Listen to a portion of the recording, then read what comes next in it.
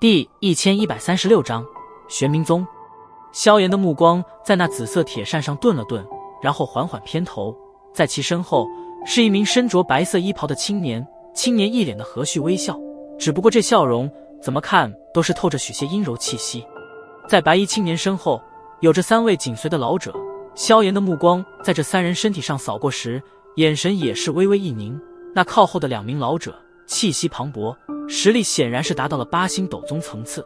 而且那站于前方的那位老者更是令得萧炎心头一惊。斗尊，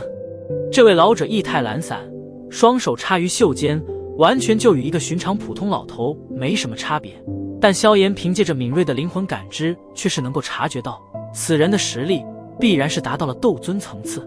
白衣青年突然的插手，也是令得周围一道道诧异的目光投了过来，而当这些人在见